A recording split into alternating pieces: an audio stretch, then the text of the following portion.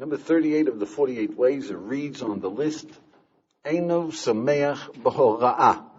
Eino, he does not, sameach, take joy, b'hora'ah, in decision-making. Decision-making in law, but in decision-making. Now, what does that mean? He doesn't take joy in decision-making. When you have a question, don't approach decision-making blissfully, but with the proper caution, responsibility, and reluctance.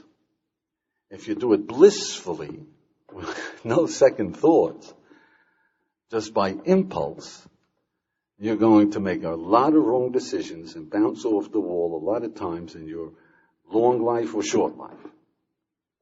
Okay, I like to give you a grabber, something that shows you what the problem is or the extent of the problem and how to consider it. And what I would suggest is, you ever hear somebody saying, you ask somebody, do you believe in that netherworld hell?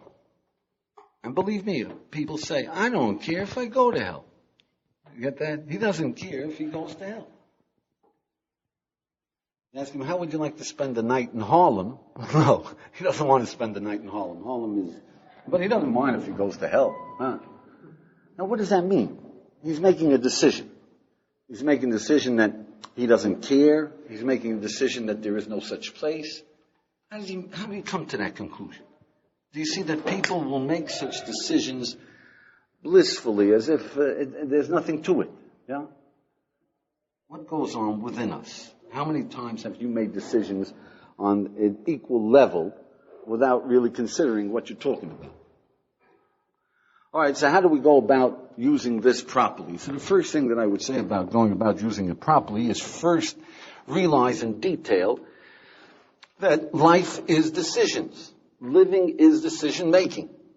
Now that's a statement, but realize that this is the fact. What are you going to do today? That's a decision. What are you going to do this week? What are you going to do with your life? According to your decisions is going to be your living. Do you see that? How are you going to react to people? What are you going to say to your parents? What are you going to think of a human being that wants to be your friend? All of these are decisions. And life is decision-making, and you're making these decisions all the time. Will you be frank? Will you be friendly? Will you open up? Will you reason? All of these are decisions. That's the only way you're going to do it. You've got to make decisions, and you're making decisions, one way or another, all your life, and that is what living is about. We don't think of this often. It's something new in our thinking, but do you see that it's valid? Okay, so how do we go about making these decisions? So two is notice our approach to decision making. Now, what you're going to do today? What do you think about heaven? What do you think about hell? Here, is there a hell or not? You realize that you have a feeling now, I don't like this subject, and we make the decision, shelve it, or let's just forget about that. Let's go to something more interesting or lighter reading material, like, who won the soccer match? Yeah? Do you see? That's our reaction. What is our present reaction to decision making? Off the cuff, under pressure, impulses, feeling blissfully without thought of the consequences. What is the consequence of not paying attention to the fact that there is a heaven and hell? We know that there are consequences there, right? But shunt it off, out of thought, out of mind. Yeah? We don't like it. So we just push it off. Do you see that? But B is that there is something in us that we call the afternoon quarterback, the Sunday afternoon quarterback. You ever hear that expression, the Sunday afternoon quarterback, after you watch the football game? You say how they should have played the game, how the coach should have called the plays, how Eisenhower should have invaded Europe, what we should have done in Beirut. Should we have entered? Should we have listened? What we should have done for peace with the Palestinians? Conduct negotiations, give them the West Bank, give back Sinai, don't give back Sinai. Everybody's got his opinion. It's when you've got to make the decisions that you have a different feeling of the consequences, and your decisions are going to be a little more thought out. But we like to play with decision making. We get a sort of If I was in command of the troops that invaded Europe, we would have done a lot faster. We would have ended the war. We would have come just behind the Ruhr. We would have invaded by paratroop drops, right? If I was doing it. The world has missed something by not making me the general in charge. That self-importance that we have, that sense of all abilities that we have when we're not on the line. That is the vicarious decision-making bliss, joy. Watch out for that. That isn't very sensible. All right, so number 3 is, see how it works in action. You're walking here in the old city and somebody asks you, where's the street called the Third Wall? Yeah. Now here you are, you've been living in the old city, right? You realize you don't feel like saying to the guy, I don't know. I never heard of that street. You realize it happens to be in the new city. It's not here at all. But the Third Wall, that sounds like something that should be here, right? So you think, well, maybe it's down here. I think perhaps over here. Did you ever ask directions here in Jerusalem from someone? Yeah? Very reluctantly will the guy admit and confess to the fact that I'm ignorant about that street. Yeah. Can you imagine how it is to admit ignorance? I've never considered the subject as to whether or not there is a God, or whether there is evidence that he spoke, or what is happiness, or what is love, or how to love. Do you realize if you have this drive not to admit ignorance about a street that you're living in, if you're a section, you come from let's say Manhattan, and somebody asks you, where's Bleecker Street? You don't feel like admitting ignorance. I don't know where Bleecker Street is, right? So here you're living in a world, do you feel like admitting ignorance that I don't know what free will is about? You've been using it a long time, friend. Don't you know what it's about? So you say, well, you can't define it. No definition. You want to be a good man? Sure. What is a good man? There's no definition for it. Wait, I admit, I've never thought about it. Do you see that this is an essence, an essential quality if you want to get on with this business of living rationally, meaningfully, and accomplishing your purposes? All right, so number 4 is, at this point, we have to be careful to differentiate between teaching and decision-making. What you know, what you have a clarity, you got 10 fingers, happiness is more important than money. That is things that you know, there is a pleasure, there is a joy in teaching others. And that's all right, when there is no question involved. There is no other point of view. You have a clarity.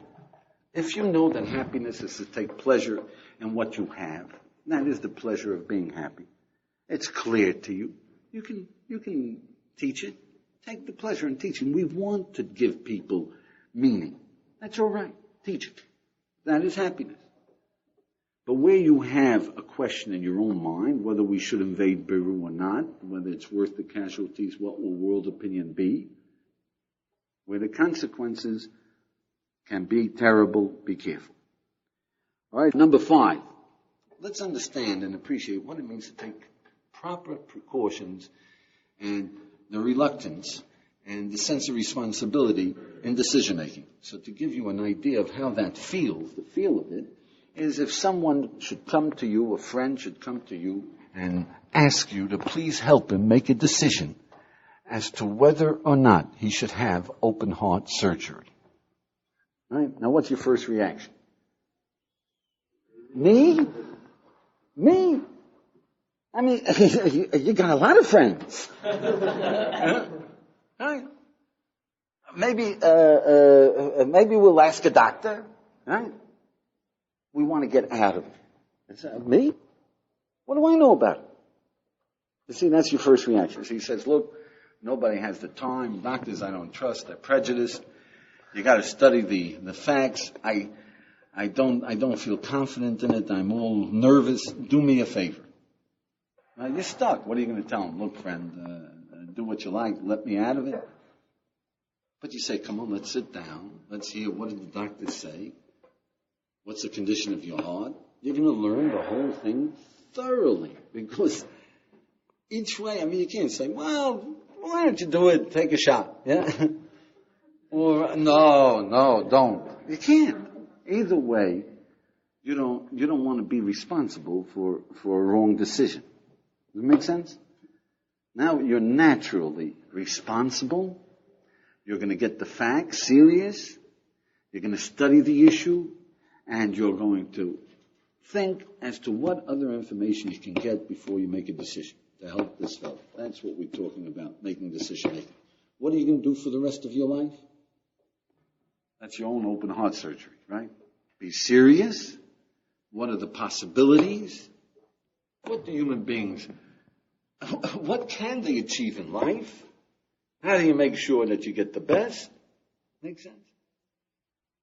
Do the same thing. No, this is serious business because you waste a life. You might as well have had open heart surgery and not come out of it. Don't want to waste your life. You want to get the most. You don't want to make wrong decisions on it. And you don't want to tell other people wrong information. B of this is, what about advising others? For yourself, you're going to get clear information. Advising others, first get them to competent men. If there's somebody who's thought it out, say, well, look, you can make your own decision. Go ahead. Here's a good doctor. Here's a good wise man, right? He'll help you. It's only under reluctant necessity that you take it on. Number 6 is, all life and wisdom treat in the same way. Be real. So if somebody says, come on, I'll teach you how to be happy, be real. This is something more important than being rich. You can't afford to just say, well, I don't feel like it now. That's a decision. What do you mean you don't feel like it? This is something valuable.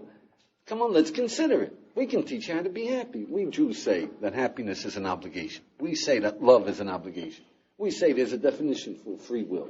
We say that you want to be great. We say, okay, so I don't have time now. Wait. Consider the consequences one way or another in all life and wisdom. Consider the consequences. If there is information available about how to be happy and you turned it down, the rest of your life, you don't have it. If you didn't go to see Masada, the rest of your life, you didn't see Masada. Yeah. Now, which is heavier? Be real. That's the idea. Be responsible. Treat it as a reality. Open heart surgery, consequences are always terrible. What are you going to do this week? So what? So I'll waste a week. Okay. It's not as bad as not knowing how to be happy the rest of your life, or not knowing how to love, or not knowing what you're living for, or not knowing. But wasting a week is not too good either. Look at it as consequences. Don't waste no week. Make a decision thoughtfully, responsibly.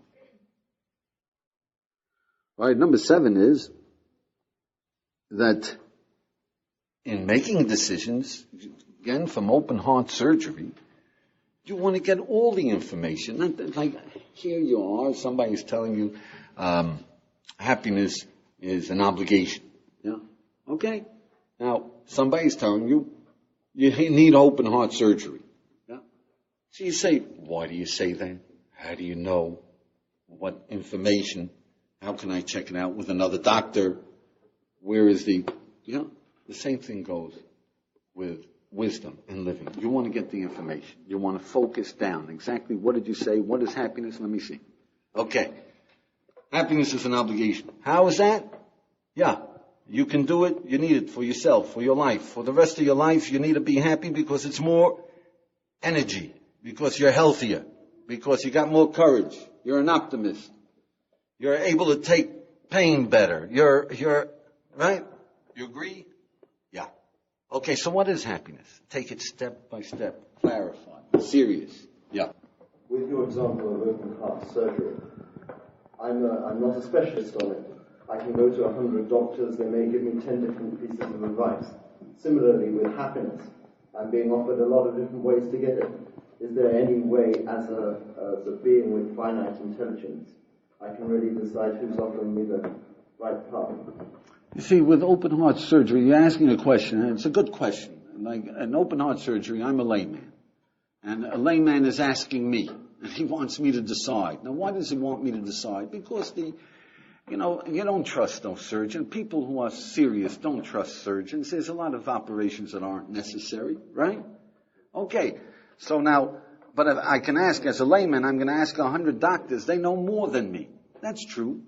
But there is a certain coincidence. I mean, if one doctor says your arteries are swollen, and the other guy says your arteries ain't swollen, wait a moment, there's something fishy going around in Denmark, yeah? I mean, for goodness sake, either the arteries are swollen or they aren't swollen, yeah? What's going on here? You figure they're all going to say. So now, what are they going to say? The arteries are swollen, but our opinion is that it can be a inflammation, or it can take some time, or it doesn't necessitate the risk because the incidents are so much and so much. So you have to is there any way of taking down the swelling? Is there any other way of treating it? And you hear, this guy says this guy says this fella, he's a surgeon. He says, listen, get it over with. Wait a moment, I don't want to get it over with. Stay away. Well, he says, well, the chances are 50% survive. You got good chances. No, that's not enough good chances for me. It's okay for you, not for me. Yeah. Do you see? So you are weighing the information that's being given to you. Now, wisdom, we all know. We can all check it out. You just have a little bit fuzziness in focusing. Is it true that if you're happy, you're healthier? Is it true that if you're happy, you can deal much better with people? You're more outward going. You can take frustration a lot better. Is it true?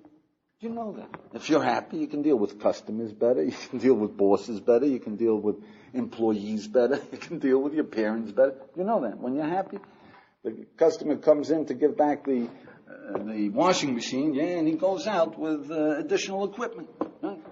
When you're miserable, not only does he get you back your washing machine, but he sues you. Right? You know that? When you're miserable, boy, you start a fight with anyone, right?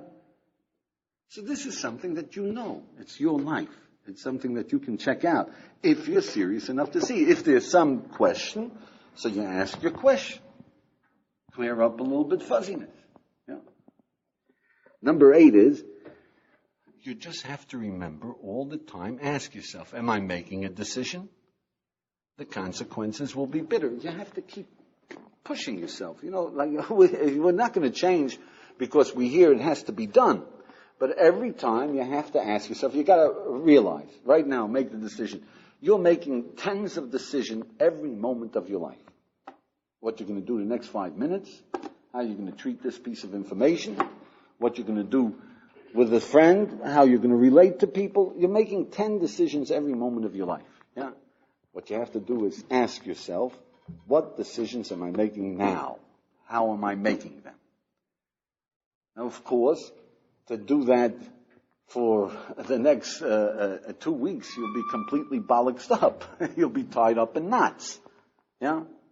Because it's not what you used to. So I remind you, it's like when you were learning how to drive a shift car and using a clutch. You remember the problems that cropped up, that the foot came out while you put on the gas and you raced the motor and you jumped ahead. And you remember? Until you coordinated it, you couldn't think of anything else. Right? Whenever you had to shift gears, it was a major operation. Yeah? Until you master it and it becomes second nature. Same thing goes over here. That you're asking yourself, what decisions am I making? Am I aware of the consequences? Do I have the facts? Am I making the decision? Ding, ding, ding. And you have to keep on doing this until it becomes second nature. Second nature. You're always aware what decisions you're making, on what basis, and what. And you're going to lose some of them, all right. You lose some of them. But make sure at least the important ones you pause. Number 9 is another very important aspect in decision making for yourself and in advising others. Is you just finish researching the whole question as to whether it's open heart surgery or you should pass it up and try medication. Yeah, you got the whole thing down. You're coming in to your friend, you say, look, I've worked it through, and the decision is open heart surgery. Yeah, and somebody walks by and says, what? Open heart surgery? You're crazy. There's a new method. Or you've overlooked this guy, don't you see that he has diabetes? Diabetes? Diabetes? I never even thought of diabetes. You got diabetes? Wait a moment. Cancel out. Go back to the drawing board. Do you see that? All right, and then the same thing goes, listen, I've considered whether there's a God. I've had 10 discussions in my 20 years. I've had 10 discussions, and each one of them went as long as 15 minutes to the point. Yeah? And I decided there is no God. Wait, I got 7 categories of evidence. Well, I've already... 7 categories? Wait, which categories did I cover? I don't even know which categories I covered. All right, let's think it over. Do you see that? The fact that you've made a decision, you really studied it, so what? Somebody comes in with a new piece of evidence, a new way of thinking, new dimensions, scrap it. New ball game. All right, number 10 is that look around and see how blissfully people make decisions, life and death decisions for themselves and for others that change their whole lives, that get them involved. I mean, we never saw the Red Brigade member decide that he's going to join the Red Brigade. You never saw that, yeah? But did you ever see somebody decide whether he's going to go to the Moonies for an evening's entertainment, yeah? Or decide to be one of the Moonies, right? Did you ever see somebody decide to drop out of college, or to get married, or to get a divorce? Did you ever see anything like that? Yeah? It puts a little fear into your veins. A person deciding, we can't make it work, let's get a divorce. Hold it. Look what you're doing. Did you see that? Now, it's hard for us to focus on others, but let's ask ourselves, what about everybody giving advice to Israel? Make a Palestinian state. Well, they might bombard Tel Aviv with Katyushas. They're a little... well, you have to take a risk for peace. Wait a moment, they're risking me, Hold it, Right? Let's discuss the issues. But do you see that people will blissfully make decisions for others and for themselves that are fraught with consequences? Realize this is your own situation too.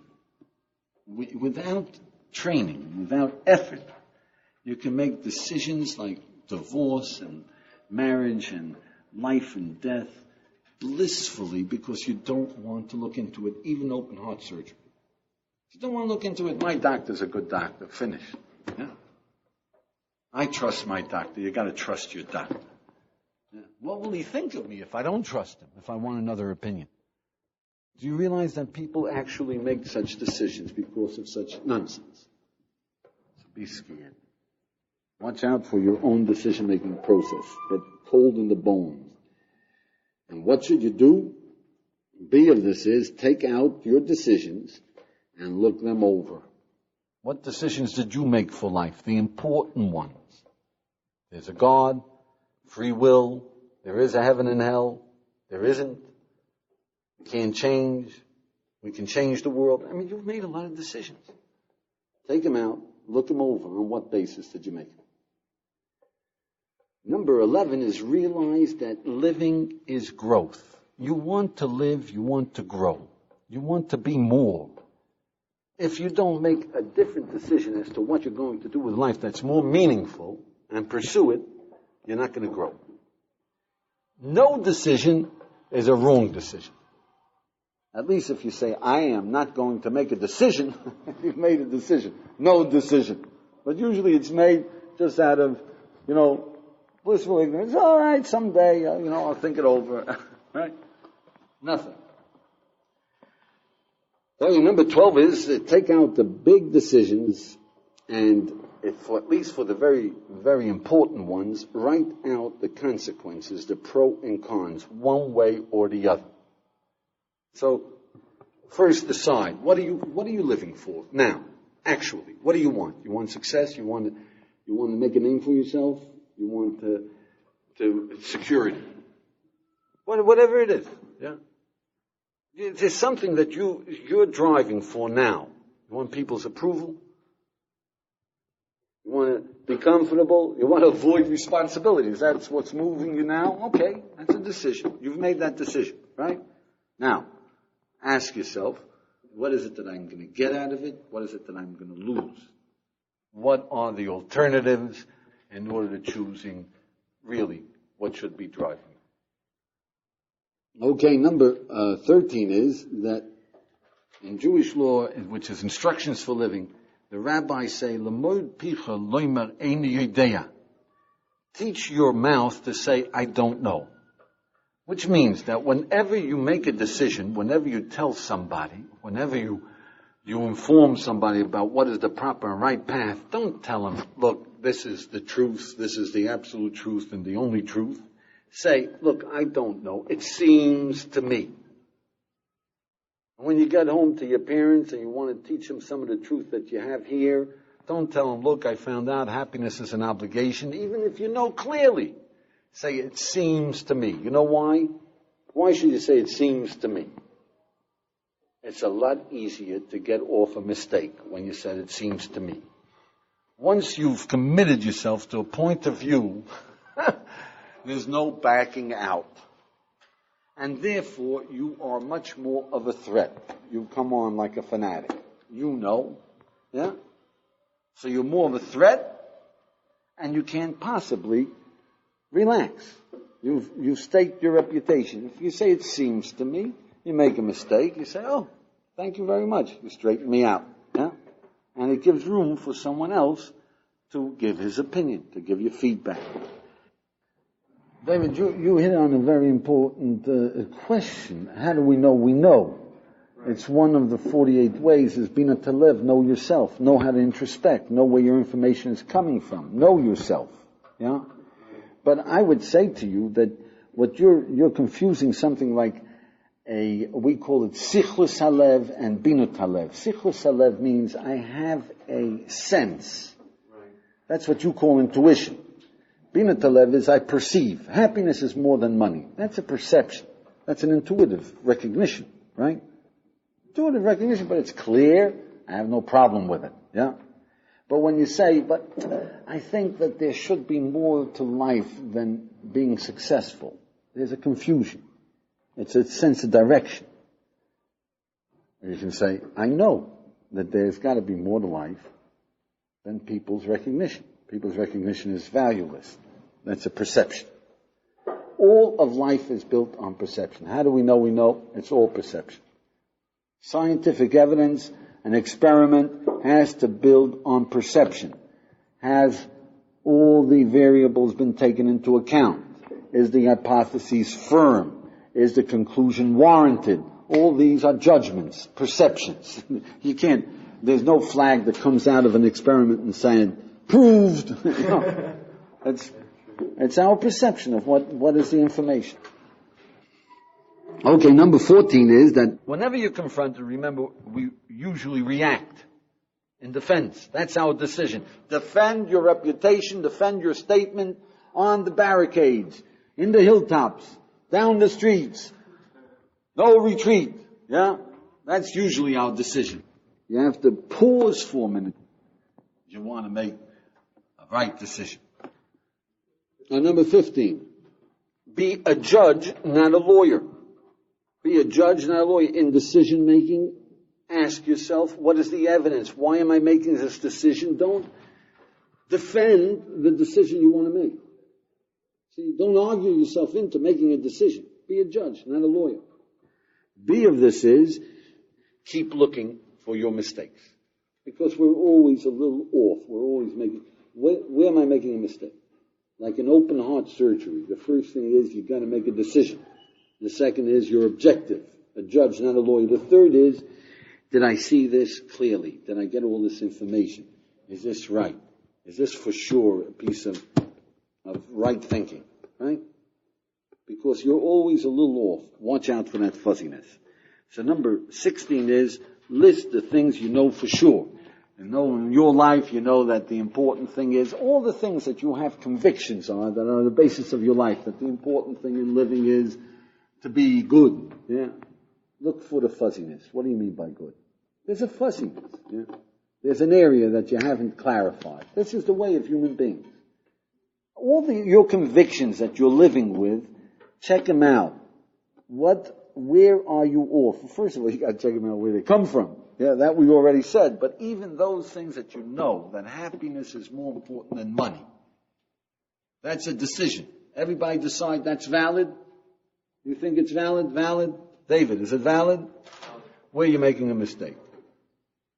There's something wrong. Right. Where most of us are going wrong is that we don't mean it. We decided it's true, but we didn't decide, hey, look, I got to treat it as more important than money. See, we're fuzzy. We say, yeah. Man, you don't mean it. Proof of the pudding is, have you worked at it? Yeah? Yeah? Have you succeeded? If it's more than money, you'd succeed. Do you see that? At any rate, the idea is that our convictions, we have to look for where we're off. We're always off in a little bit in the decision making. And you've got to clarify it straight and crystal clear and get on with it. All right?